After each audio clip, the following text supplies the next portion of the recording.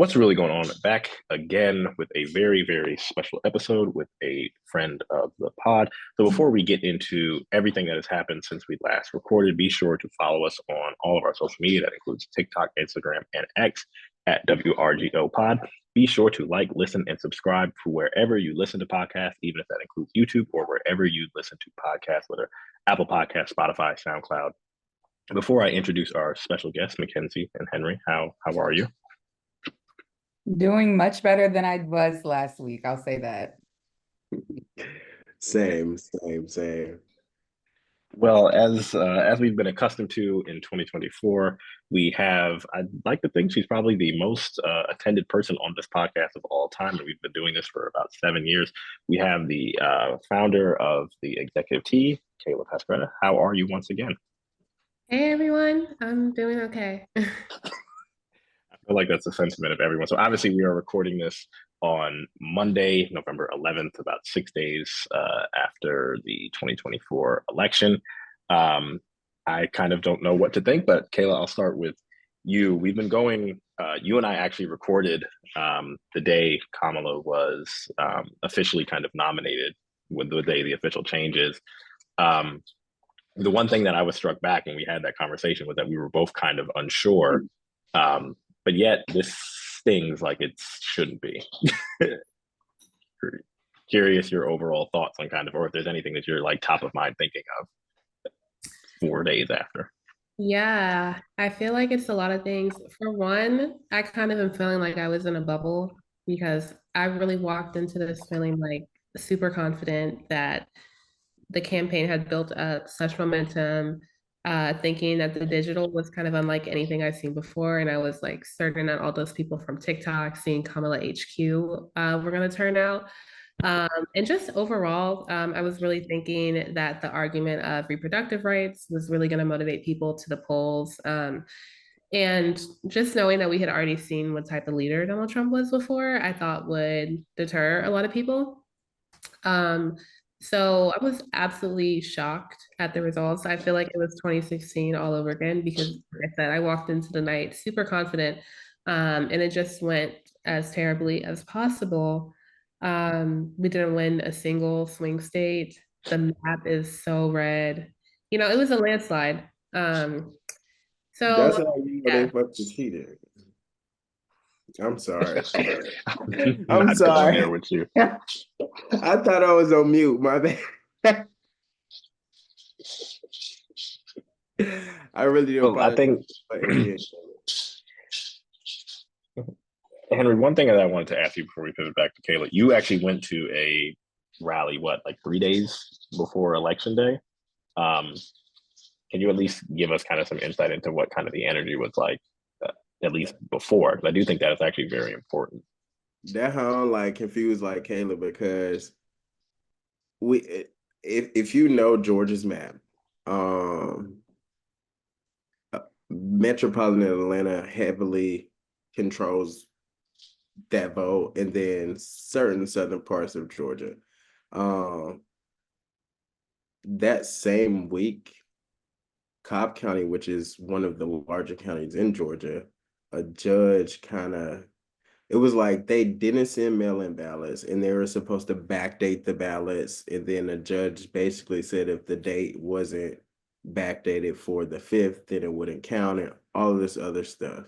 And then we already know Georgia had passed this like legislation that was going back and forth with the court. So I feel like a lot of uh, hearsay my like blurred out there, me out my outburst there.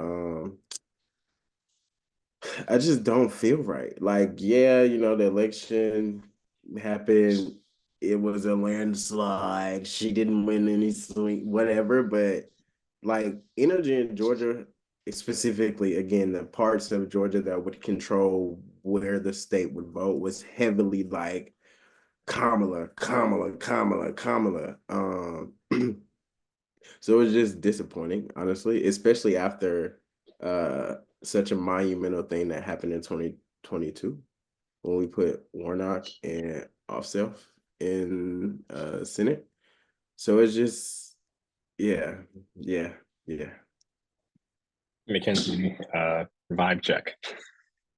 I mean, I'm disappointed, but then I'm just like on the other side of it, I'm like, what am I missing? What did I miss to like for it to be so red? Like it was shocking. So I'm just like, what did I miss? What did this man say that's just so convincing? And the one thing that I will say people keep I would say leaning on is they keep going back to the economy, but also I feel like at this point, why can't we just call a spade a spade? Like this was just, she was a woman and she was a Black woman. And what I really feel like about the outcome of this is not even just the situation at hand, but I just feel like from a strategy standpoint for the future, will we see another woman nominee? Because like just how red it was, I would be kind of like, and then with Hillary too, it's kind of like if the white lady can't do it, the overly qualified Black lady can't do it, then how do we strategize in the future? Because all of the things that says that this works is only for a white man, and then the Obama.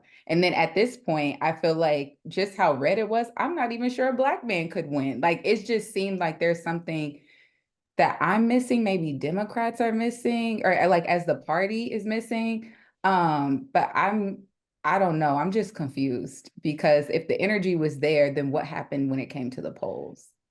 Yeah, and I think, and then Kayla, I'll get your thoughts on the back end, but I think this one kind of, I think, proves to me like we're just in a different era. And I know we always like say that, but like there's from here on out, there has to just be a different way of just thinking about things, at least in terms of like presidential elections. Like door knocking is not as effective as it used to be. That aspect of like actually having a field team, actually going on knocking on doors, that like that's just not what we think it is anymore. There needs to be a new shift towards like actually what how are we engaging people who we want to vote Democratic today? Like that needs to like people need to start thinking about like where are the places where we just need to be. But to your point, Mackenzie, calling probably a spade a spade. Um, I have been really like trying to like calm myself down of like people just saying like, oh, it's the economy. And like, yes, like to a certain extent that is true. But go one layer beyond that and then start asking questions. Because people can say it's the economy as if, or it's the working class as if the base of the party, Black people, are not overwhelmingly majority working class, and even those who do have a little bit of money because of generational wealth, we're always one missed paycheck away from some tough decisions, two missed paychecks from from the floor falling underneath us. Um, and my concern is that there's going to be such a pivot in ways, but also I think Democrats just need to like call a spade a spade. Even some of like their quote unquote policies are not probably as popular as they think because who people are actually internalizing are the benefits of those.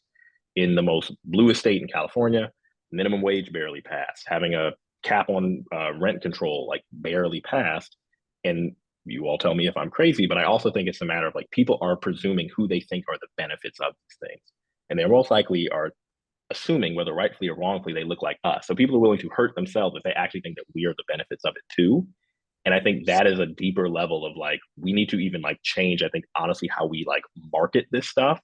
Because I think people have an irrational thinking of like, actually, something that I can benefit from it. If a Black person does it too, I don't like it. You're And saying, I'm sorry to cut in here, but like mm-hmm. both of y'all done did it, you and Mackenzie for me. I feel like we're living in that post-Obama, like they're giving us that consequence right now because like realistically, like just this is me, call me what you want, whole top Henry, whatever. But like realistically, right? Like what was any of Trump's like legislation, agenda, what was he actually gonna do and help anybody achieve? And then also like they used to love saying we live in this post-racial era when Obama was president. And soon after Obama got in the office, we got a blatant freaking racist. And then one could argue, well, Biden, blah blah blah, but like that was, I guess, like that again that the slide of we want to kind of hide it and keep it okay, but again they're shooting us in the foot right now because they see to Noah's point, we give them a little bit, they take an inch, and that's just like logic mindset that they apply across the board. Like they don't want us to have nothing or gain any real success in this dang on country, and I think for me, 2016 in this election is just that's what America shows me. Sorry to jump in. Kayla, you can go ahead. Kayla, as someone who certainly follows kind of like politics and all kind of the insides, I'll just say my fear. My fear is that Democrats are going to take away the wrong message from this. Um, what do you think at least needs to happen going forward in terms of actually doing certain things or actually kind of like recovering from this? Yeah, well, I have a few different thoughts that was kind of running in my head. I know we were just talking about the economy, and one thing to piggyback off of that is I kind of reject the notion that we lost because of the economy. And the reason I'm saying that is Trump's plan was not centered around the economy at all. It was really centered around hate, around deportation. His big economic policy that I heard was the tariffs, which I think a lot of people don't really even know how I don't know what catastrophic. it is. And seeing that pretty much every reputable source said that Trump's plan for the economy would drive us into a recession. Um, and what I'm getting at there is I feel like there's a really big information gap. I used to tell myself like social media is not real life. Like what you see people talking about there, like is a small percentage of how people think. But I'm starting to realize like we really are in like a disinformation war online. There is so much misinformation running around. And people are, I think, because social media makes everything so accessible, people are kind of getting dumber. And what I mean by that is, I don't think people are doing research. I think people are seeing a headline and not researching it much further. I think they are hearing what someone said on a podcast and they're running with that as a fact. And so people are really easily swayed by things that are not true. You know, like the saying, like if you see something that's not true enough times, like you'll start to believe it. Um, and even the economy, I think there is like a lack of understanding about how the economy works because it is confusing. Like, what do you mean? Like, you're hearing that the economy is booming, inflation is at a record low, but you know, every time you go to get groceries, it's however this much costs. And I think that this is something the Democrats have always kind of had an issue with is messaging. And I think we kind of need to like dig back deeper into that civic education, like explaining that you know how an economy works you don't feel it in real time. So Trump, yeah, it felt like you were booming during that time because he was thriving from Barack Obama's economy, and also we had a major pandemic which slowed everything down, where now companies got back on their feet when President Biden came into office. So now we're starting to kind of just like see the impact of companies reeling back from dealing with that. So I think we have a really huge information gap. um, and that is something I think people need to tackle. I saw someone make a really good point that Democrats need to be investing in these media runs 24/7, not just 2 weeks before we have an election. So going to podcasts like Call Her Daddy, which is awesome, but you know, not just before election time, having those kind of talking heads there because Republicans, you have your Tucker Carlson, you have your Candace Owens, and you never stop seeing them. Election, not election, they're kind of like always spewing those points. So like really building up like our media infrastructure. I think that is a big thing. And also just not taking voters for granted. And again, making this a 365 thing, not just during an election year. Because seeing how drastically turnout dropped, because Donald actually had received less votes than he got in 2016. It's just that we had about, I think I want to say, what was it, like 15 to 18 million Yeah. people? Data's still coming in. But we had a massive amount of people who voted in 2020 who did not vote this year. So kind of rediscovering like how are we connecting voters? What is motivating them to the polls? I don't think there's one answer to it. And I feel like with time and more data coming out, more detailed exit polls, we should be able to see. But I think the Democratic Party has a lot of work to do. Um, and last note, we want to see people, the party actually fighting for the people.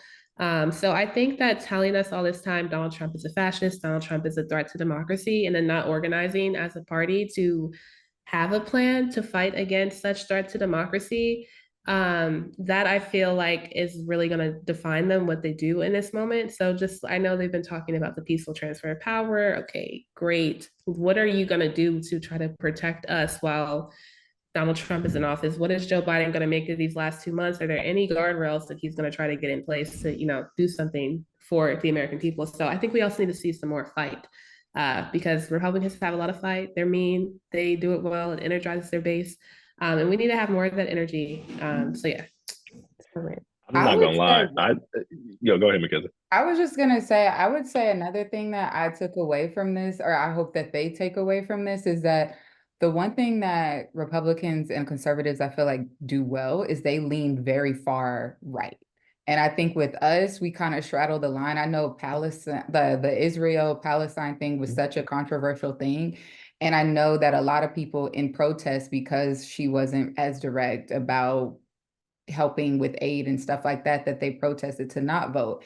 And not to say that if she leaned completely left, it would have been a different outcome. But I do think, to Kayla's point, like understanding the voters and not taking us for granted, because even during the debate, there was questions that she answered that I'm like, I don't know about that. Like I remember the gun question. She talked about gun and that went viral. But I do feel like in the left, if you're really left, and it was just right after a school shooting, it just didn't land well for what you're trying to promote, in my opinion. So I do think that the Democratic Party needs to really identify what their character is in a way, because like you said, there's always a Candace Owen, there's always a Tucker Carlson or whatever, who are our Democratic talking heads that are always showing up and speaking about the policies, not just like who's in office and just being more social about it, if that makes sense. Y'all are really judicial about this. I was gonna my one of my things that I was thinking of is like not that we need to like I think we have to just start lying to people to a certain degree, or not lying, or rather, Henry made a face. What I'm going Yeah, to say is that because no, that's no, not. no, or what I'm trying to get at is that if we try to, we can spend an hour trying to make sense of what doesn't make sense, and I think that also has to like get to the point of like we're dealing with irrational people where two things that they do don't make any sense. You can't tell me that I mean, granted, this has to do with I think how we can get into this we want, like Hispanics and Latinos, how they don't necessarily view themselves within their ethnic identity as we as Black people do. But I do not understand how you can separate yourself from immigration being the number one thing. I cannot structurally, no, I'm serious. I cannot structurally like make sense of that. And I think I think Democrats, and this is I think another thing. I think too often we think too rational about things and like, well, if we do this and we do this step and we do this step, and we're dealing with like really irrational, like fly by night ass people. And I think that's a part of it where I think we just have to like to what Mackenzie was saying, go left, hit it super, super hard, and kind of just not care. Because I think too oftentimes we get to there and then we get too far left and then we pump fake and we backtrack, we go back a little bit, and then we say, oh, actually, well, Black people want us here, so we're going to go a little bit further here. I think it's kind of just don't think, and then just not kind of care what the reaction is. Because I think too often we kind of pump fake and kind of like Mm, try to read the room. I'm I not don't. saying like lie to people is extreme, but I also think like we have to, and I'll be very honest about this. I think we have to treat voters like they're stupid because they are. All this Okay, information Noah, is saying Noah. that Okay, Noah. What are you saying? So this is I think I'm not saying just anything crazy. I to really don't. I pull mean, at all this from point, that all was three valid. to pull from what all three of you just said, in my opinion here. And I was kind of talking to somebody about this the other day. Like, I feel like one, Project 2025 was blown up and thrown in our face and blah blah blah. But to Mackenzie's point directly, one, what is the Democrats' plan to fight this? And I feel like they never put a Project 2025 progressive together, a progress, you know what I'm saying? Like, what they didn't put a I can together. push back on you a little bit on that. I Well, think I please can. do. If I'm ignorant, I would love to be informed. But to my knowledge, there isn't like how there's a whole initiative that I can literally go to a website that in detail tells you what Project 2025 is, how they want to fund it, what steps they're gonna take, how they're attacking certain, et cetera, et cetera. Like that's there. And we all know that Republicans in the right wing has heavily been pushing that since like hell since Obama was in office for real. So like for me, again, from what all you said, you saying treat voters dumb. Kayla said, Mackenzie said, like what is the plan or what are y'all gonna do when we're in office? And then Kayla basically said like she doesn't see any action or who are our spokesperson. So we had organizations, we had people or legislation that directly spoke to a plan. We will have all those things in place. We will have the education to treat voters like they're dumb, not like they're dumb, but spoon feed them those talking points to where they can easily digest the information and it direct. This is the plan for taxes. I'm gonna get this amount of tax break, and I can directly see it in my pockets within this time period. To Mackenzie's point, I can go to Project 2024, whatever they would call it, .com, and in detail read what they're going to be doing to tactically go after Republicans I in the think wing. And then to Kayla's point, you would have organizations and people that are heavily talking about this stuff. And I don't think Democrats have done that across the board. And I think like just Republicans haven't done that either, though. wait, what? I don't think Republicans do that either. I I think, mean, and I you think say that's that, but then again, Project 2025 is there, and like whether you want to admit it or not, they all no. spew language from that document in that plan. I mean, yes, but they've been doing that consistently throughout. But I think the That's overall what point I'm that I'm, saying, Noah. but I think the point that I'm trying to get to is that what they do is essentially they just hit a point, and even if that's in that document or not, because half of that stuff Trump ran away from, but it's also, I think, like I said, that thing goes to the aspect of just do something consistently and not kind of assume that people are going to connect the dots because they oftentimes don't. Trump didn't get 2020 Project 2025 is super unpopular. Trump didn't get any ding for that. People can pretty much connect Republicans to it, but they're not actually like taking that step and then applying it to the next thing.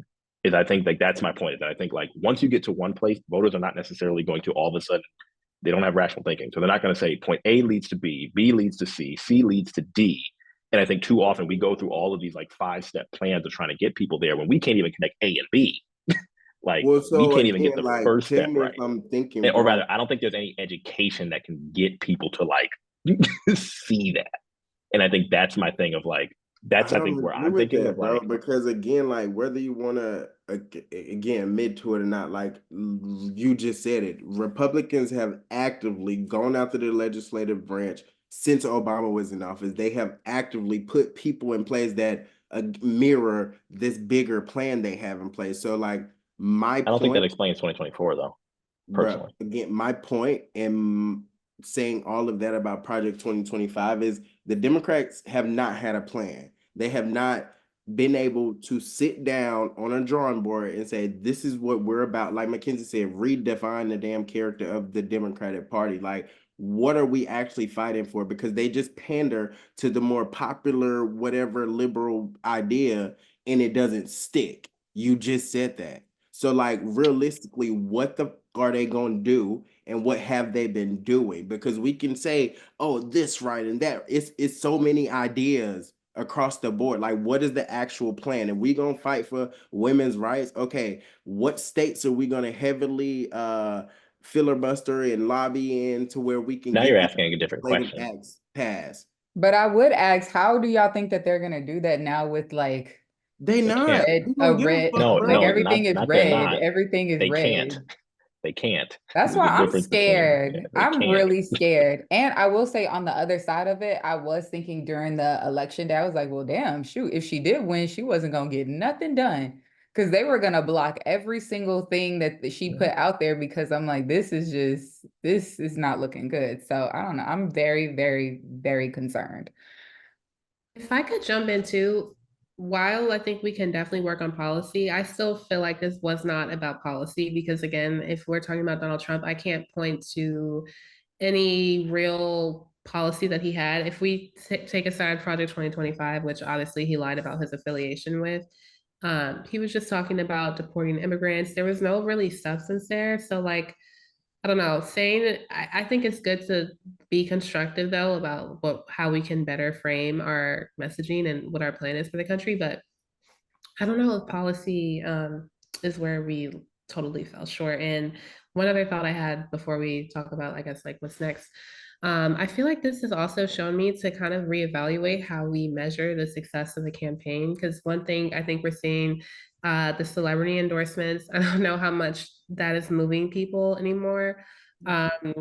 The engagement online and the seemingly fun social, I don't know too if that did what I thought it was going to do, because I thought that was the best I've seen a campaign use social and digital. And I mean, losing doesn't take away from that, but it obviously didn't produce a win. So I think that's something to think about too. Yeah, the It funny was thing is sexism that, and and I think racism. that's a hard thing for me is that I think, which is also why I think a lot of this just deals in the gray space. Like, if you would have asked anybody at 5 p.m. on Tuesday how they felt about the campaign, everybody thought it was perfect. And like, I still think, like, given the hand they were dealt, I could like nitpick a couple of like strategy type of things. Like, hey, you probably shouldn't have tried to go after Republicans. They didn't really vote for you in numbers that they should have. Hey, for Hispanics and Latinos, did you see this coming? Like, what happened? That's too big of a swing to kind of like not have a eye of sight on, or rather, because I think once they realized, and we had a podcast about this, once they realized that there was a little bit of dip in black men, she went like heavy at that group, like hitting them hard. Um, I don't know if she did the same with Hispanics and Latinos because I'm not in that ecosystem. You said it though. That I feel like that was that like I'm gonna just say it like call me what you want. Latinos don't like black people and how much progress we've made in the country. Like realistically, they want that. And when she directly went after black people and then black men, they was like, oh, and they already know what type of person Trump is. And to your point you made earlier, they're able to like separate their morals, value, identity away from their ethnicity. They do that often. Once, especially the ones who are legal, they feel like if they went through proper means, and I'm taking this from the mouth of people. I've worked with children like immigrants, children's, and you know what I'm saying, the family, Yeah. all that stuff. And literally, somebody in the law office I was recently working at verbatimly told me this. Like, we would prefer them go through the actual methods that I went through because it messes it up for what I have going on.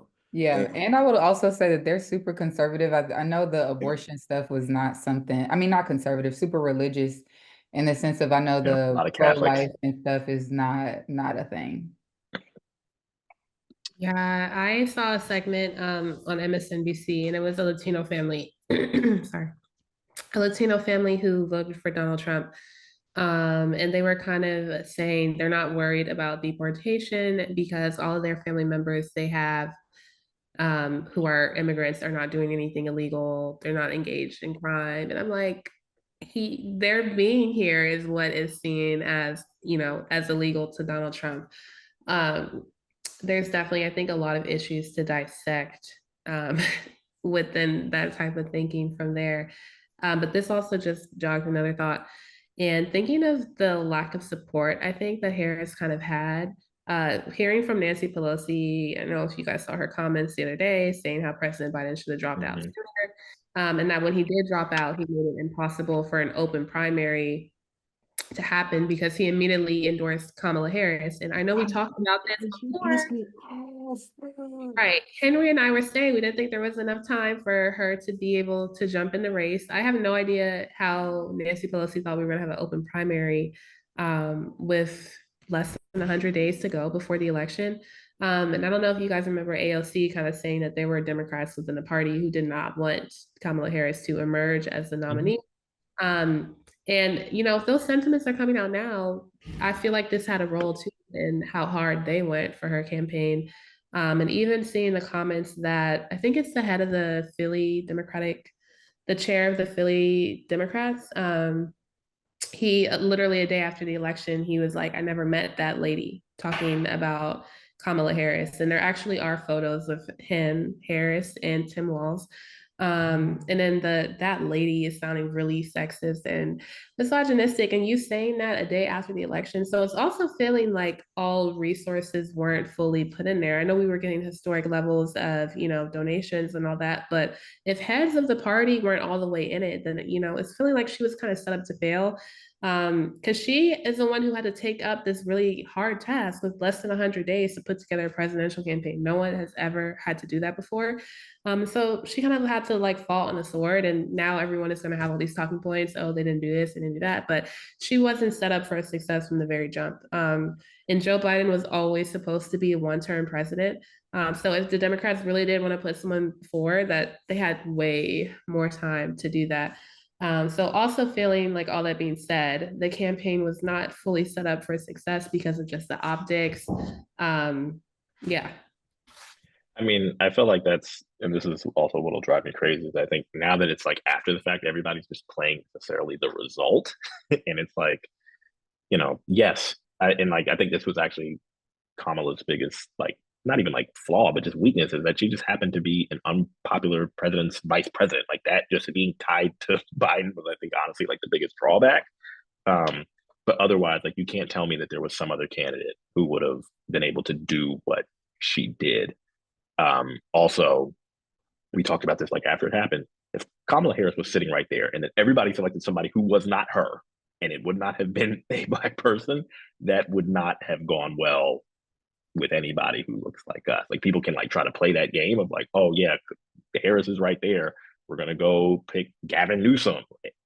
Huh? No, that people's line of thought I think just doesn't apply.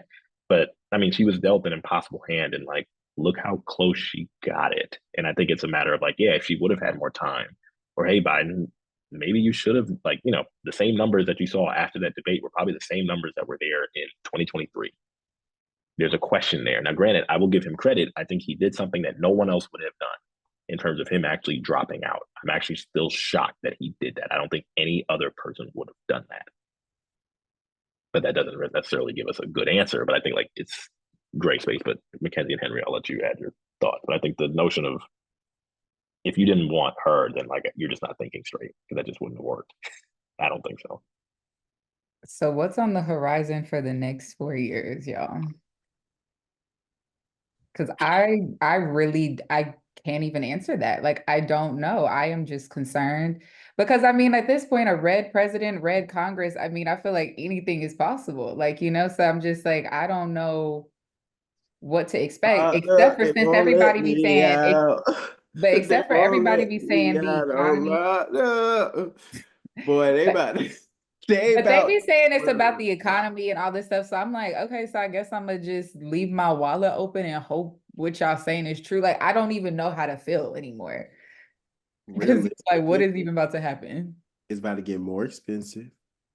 People are gonna get more egregiously rude and nasty. Do y'all not remember the 2016 era, that era? Like I was depressed the whole time. But it's gonna get more expensive.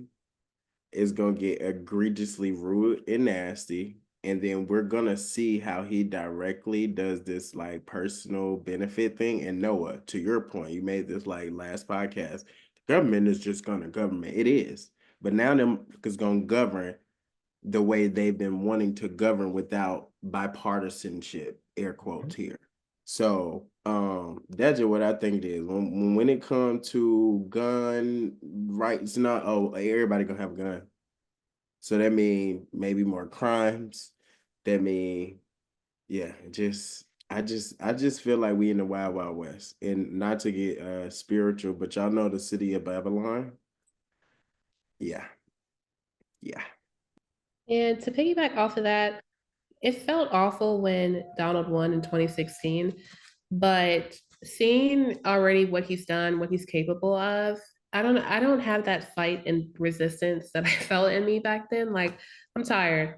If everything he has done leading up to this point has led to this, like, I don't know what else there is for me to do. Like right now I'm feeling tired. I'm hoping maybe eventually that spirit of fight and resistance will come to me. But right now it's like, and I think so many of us are feeling defeated. And I'm thinking about our climate, the the terrible things that these 4 years is going to do to our climate. I mean, he already has a plan to like gut most of the federal agencies dedicated to the environment.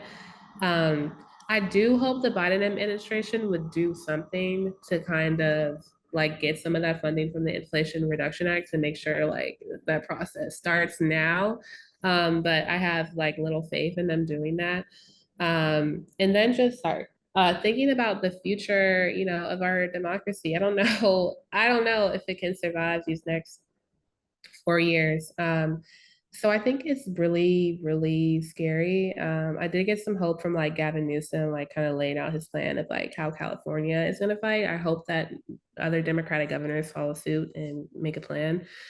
But it's definitely not looking very bright. And it's really scary. And he's already appointing, he's actually not playing around. Like he just appointed Marco Rubio, actually Secretary of State. I think while we were on this call, I got my notification. He has been making moves. And sorry, last thing I want to point out, we see Elon Musk has apparently been with him every day making decisions. The blurred line, the media that we're seeing, Elon Musk being so close in the White House and also owning a social media platform where he can completely control the algorithm, what type of information people are seeing.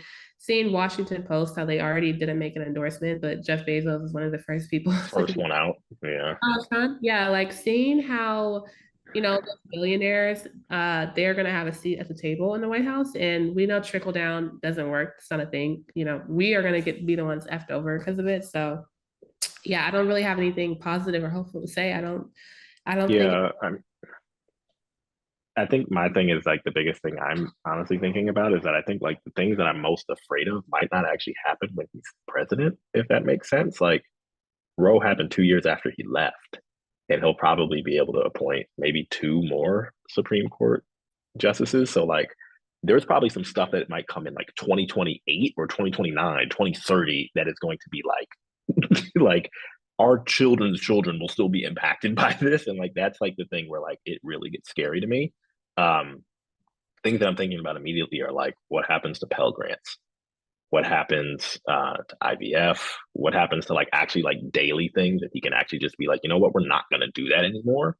Pell Grants was the first one I thought of where I was like, oh no, like he can actually just say, you know, we're not going to even like fund this. Um, but moreover, it's like I don't even want to know what stuff the Supreme Court will rule on now that they have that backing. They have two more people. Like, hey, will the right to marriage be taken away? Like, those are real things that I think like I don't even have like a solution. It's just like just be ready for anything. And like those were honestly the things that I initially thought of are like, what is the Supreme Court going to do now? I don't know. And I think that's like the scary thing is like some stuff is going to happen like 5, 10 years from now that will be a result from 2016 and this. And the Roe example is the best one. Roe came on a random 2022 day. Like it just all of a sudden came and fell in our lap. And like, what are those other things that are going to just fall in our lap? And I think now people are just going to be more emboldened. Hey, just throw it to the Supreme Court. They got us. Congress is not going to check us. Trump ain't going to check us. We have 2 years to probably do whatever we want. Um, and the scary thing is after IVF, Pell Grants, and marriage, I don't even know. I can't even think of the other stuff that they're probably like conjuring up that they're like, this is on our radar now. We can do this. And like, that's what scares me. There's stuff that I don't even know that they're thinking of because it just probably is so crazy to me that I couldn't even like rationally think about it. But I don't know. I don't, to your point, Kayla, I don't necessarily know if I don't have any hope right now. I'm sure once stuff gets rolling down next year, I'll regain it to just make people aware. But I think now it's just like, yo, protect your people. I don't just like there's no other things that I can honestly think about or like, hey, everybody, wear condoms. Like that's just honest. Like I'm so serious though. Like if you plan on, you know, have a plan if you want to have a child in the next 4 years. I'm actually like serious about that. Like reproductive health is going to be really shaky. So have a plan if you want to have a child, know what doctor you want to go to, or if you're in a red state, actually really sit and think about like, hey, if something goes wrong, where do I have to go? What state do I have to go to? Those are actually things that I like people should start thinking about. And that's not even to be like reactionary, but like real. I don't know. I feel like community is going to be so important. And I think the Black community has kind of established that. And I think it's now kind of up to other communities, Latino community, Asian community, white women, all of those kind of communities to organize themselves and get together and have those uncomfortable conversations with your family members. But yeah, as for us, I don't know what else there is for us to do. We've done it all. I'm not doing Um, nothing else. I'm not doing nothing else. I'm about to sit back and watch. Like I said, if everybody swear up and down the economy's gonna be better and all of that. Okay, y'all got it. that's the Whatever. hardest thing. That's the hardest thing that I like struggle with is that it's almost like that. I want to have that, but I also know that like at the end of it, we're gonna face the brunt of this, and I don't want to like sacrifice ourselves for that. Even though like I'm fully on you, Mackenzie, and you, Kayla. Like there are conversations that just extend beyond us. Like white folk, y'all got to talk to your families. Latino folk, y'all got to talk to your families. We cannot have those conversations for you. But I also struggle with that, Mackenzie, of like, damn, I don't want to do anything, but I know like at the bottom of this, we're gonna get the brunt of this, even if we're not necessarily immigration is the number one thing. No, they're coming after you know who. It's us. And I don't know how to balance that. And I think that's going to be a struggle, I think, probably for everybody of like, at the end of the day, we gonna get hurt. And I don't know how to like level set that. Because we to your point, we don't really have allies. And I think that's like the thing. When it comes down to it, everybody kind of walks away. And I think I think there are going to be some uncomfortable conversations, especially if stuff in, Gaza doesn't goes really, really poorly, or immigration stuff goes really, really poorly, or abortion, going to lead to some uncomfortable conversations that I don't think everyone else is willing to have, but I know that we are. But I don't know if that's where we end it, or if anyone else has anything to add. But I just like had a probably, question for y'all. I was wondering, what do you feel like we need to see from the Democratic Party? Like, where does the party go from here in terms of that leadership? I'll let somebody else go before me. They need to get all the old people out of there for real. AOC, the squad, if they, because I think some of them got voted out if I'm not tripping. Wait, not But so much on ALC. well, what you mean? I'm saying like I need to see more representation of that caliber, like the two dudes down here in Memphis. I think, like, not even I think for the next generation, that's what it's gonna take for us to get involved. I wholeheartedly believe that. I think the air quote hard conversations that Noah referred to here is like, I guess, the bedrock of America. Is being retaught to this younger generation. However, I don't know how susceptible they are to it.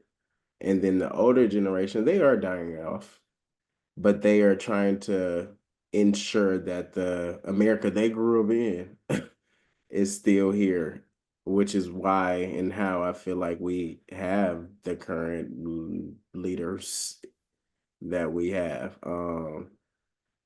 The Democrats got a lot of work to do for real.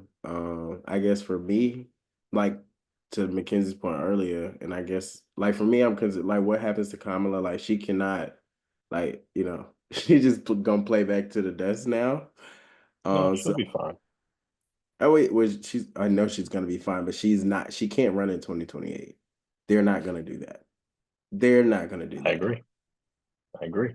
I mean, I kind of hope not. I want to see fresh Yeah. face when we get to the new election. Like, I want to see just new people. I feel like we've seen kind of the same people running for too many years. So I really just want a fresh slate. But as far as what they can do, I mean, I really don't know. Like, I And mean, I guess to go off of what I was just saying, but to Kayla's point earlier, these local politicians need to get louder and more visible. That's the only way we gonna really fight back anyway, because he loves to put it on the states. That's it. My bad.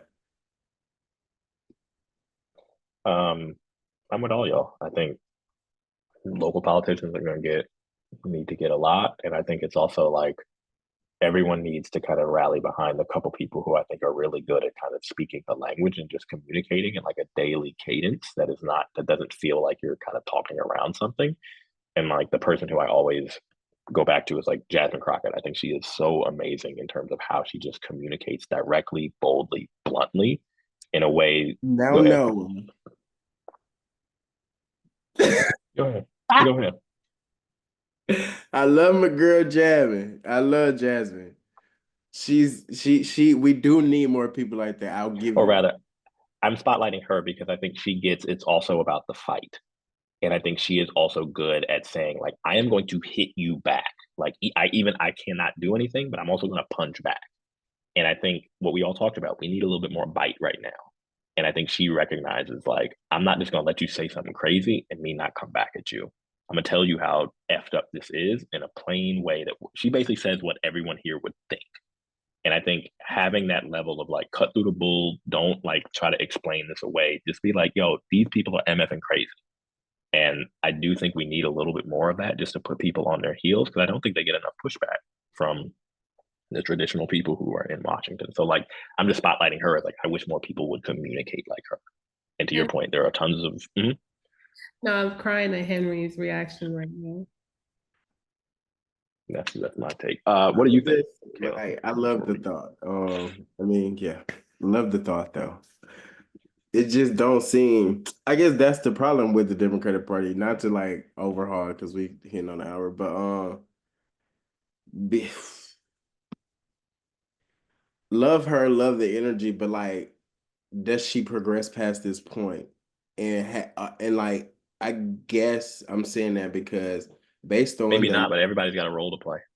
no, And I think right. That's she what I'm has an saying. important role to Like, play. that's where it becomes a problem for the Democrats itself, though, because like liberals, not liberals, fuck the right wing, my bad. The Republicans keep us in this structured America where she doesn't progress. She isn't that ideal person that we, the people, want. And then when we talk about the people are so disenfranchised, i.e., this damn election and the results. Our community, we can resonate with that, but do other communities resonate with that? Because well, maybe I just pointed out. I think that was if there was a problem, because I don't think there was a problem with Kamala's Mm-mm. campaign. Definitely think she should have had more time. However, I do think that when she championed speaking directly to Black people, she lost her allies. And as we just all said, Black people don't have allies. So we have to play this middleman and we have to play so many roles to gain that bigger community outside of ourselves. And then when we attribute that to the Democratic Party, Black women heavily champion that party. And Black women can resonate with Jasmine. However, do others? That's it. That's all.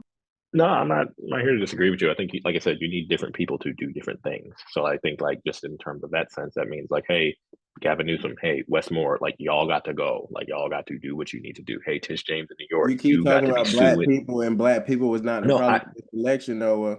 I would agree. Well, that's a conversation that I can't control. I'm only talking about the things that I think we can control because I do think that if you lose us, ain't all this is moot. All this is moot. And if we don't show up, it's all done for them. So I do think, like I said, if given that we, I think, are still the base, and I think we still control a lot of the things, given that a lot of the chatter, a lot of the things of where the party goes is determined by us, there's still a role to play. And I think driving it forward. And I think now if people say, like, look, y'all went for all these people who left you for dead, now you're doing it our way. I do think if they band together and said that, maybe something would happen. I don't know. But like I said, there is a lot of work to do with people who don't look like us. But I don't think that's on any Black person to lead that. That has to be them wanting to do that for themselves. And so far through American history, no one has really necessarily been willing to do that. But we'll see. But I think we're all chalking up our hands. Before we go, Kayla, please tell everyone where they can follow you, your amazing platform, given that it is certainly going to be very active and busy now that the second Trump term is coming. Yeah, you can find me on Instagram at the Executive T, on TikTok too. So yeah, looking forward to continuing to update y'all. Yeah, just with everyone in solidarity, trying to enjoy the holiday season and the end of the year before we get to misery in January. And I can't believe he's getting inaugurated on MLK Day, but yeah. Oh yeah, I didn't think about that. Well, on that note, be sure to check all of us out on our social media. That includes TikTok, Instagram, and X at WRGO Pod. Be sure to like, listen, and subscribe wherever you get your podcast. That includes YouTube and every audio platform that includes Apple Podcasts, Spotify, SoundCloud, and more. All right. Thank you.